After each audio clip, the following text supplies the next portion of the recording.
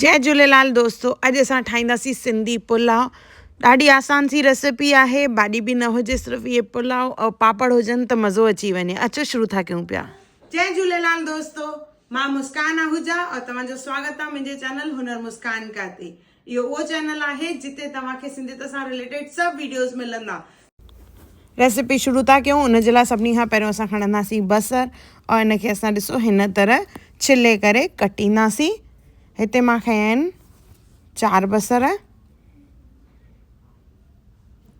लंबियूं लंबियूं फारूं कटण खां पोइ असां खणंदासीं इन सां गॾु पीज़ खया आहिनि मां 1 बाउल और हिन सां गॾु खया आहिनि 2 पटाटा वॾा।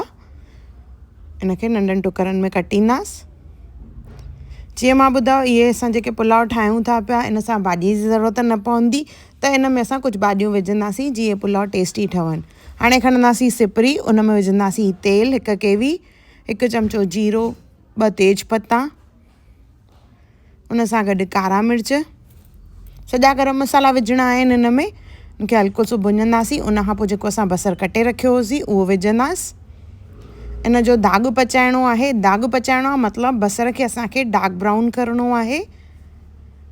गॾु विझंदासीं नंढो फोटो ऐं वॾो फोटो।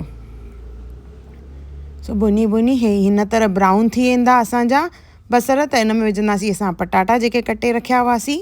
गॾु विझंदासीं असां पुसियल सोयाबीन्स। 1 कटोरी, नंढी कटोरी मां सोयाबीन्स जी खई आहे। उनखे सिर्फ़ु पाणीअ में पुसाए रखियो 15-20 मिंट। ऐं गॾु विधा आहिनि मां हिते पीज़। सभिनी जी क्वांटिटीज़ जेके भाॼीअ जूं आहिनि घटि वधि तव्हां पंहिंजे हिसाब सां करे सघंदा आहियो। इन में विझंदासीं लूणु, ॻाढ़ा मिर्च।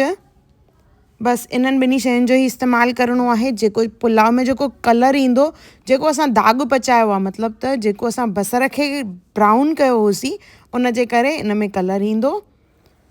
इन में विझंदासीं असां पाणी।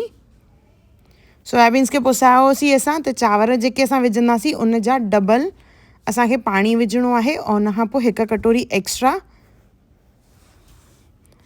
जीअं इन में सोयाबीन्स और ॿियूं भाॼियूं सिजनि। 2 कटोरियूं अगरि चांवर आहिनि त उन ते असां 5 कटोरियूं पाणी विझंदासीं। और पाणी जी क्वांटिटी जेका आहे चांवरनि जी क्वालिटी ते बि डिपेंड कंदो आहे। जेतिरो चांवर झूनो हूंदो आहे ओतिरो पाणी वधीक पवंदो आहे, और न हूंदो चांवर त उन में पाणी घटि पवंदो आहे। इनखे चङी तरह मिक्स कंदासीं। और जेको हिन में ॾिसो पाणी में कलर आयो आहे उहो एक्ज़ैक्टली बसर जे करे आहे, जेको असां दाग पचायो होसीं। त ब्राउन कलर जा असांजा चांवर ठहंदा, जेके ॾाढा बढ़िया लॻंदा। इनखे असां हाणे सिजाईंदासीं। पाणी खॼी वेंदो, उन खां पोइ बाहि खे सिम कंदासीं, पोइ ढके रखंदासीं इनखे असां। इन में तव्हां गजर यूज़ करे सघंदा आहियो, कॉर्न यूज़ करे सघंदा आहियो। त भाॼियूं जेके आहिनि तव्हां बीन्स वग़ैरह बि यूज़ करे सघंदा आहियो इन में। सो हल्को हल्को पाणी अञा इन में आहे, त ढके करे इनखे अञा 5 मिंट सिजाईंदासीं। त पाणी जेको आहे खॼी वेंदो ऐं चांवर बि ॻरी वेंदो। सो इहे असांजा चांवर तयार थी विया आहिनि, असांजा सिंधी पुलाव। त हिकु दफ़ो ज़रूरु ठाहियो ऐं मूंखे कमेंट सेक्शन में ज़रूरु ॿुधाइजो त तव्हांखे मुंहिंजो वीडियो कीअं लॻो। इहे असांजा पुलाव तयार आहिनि।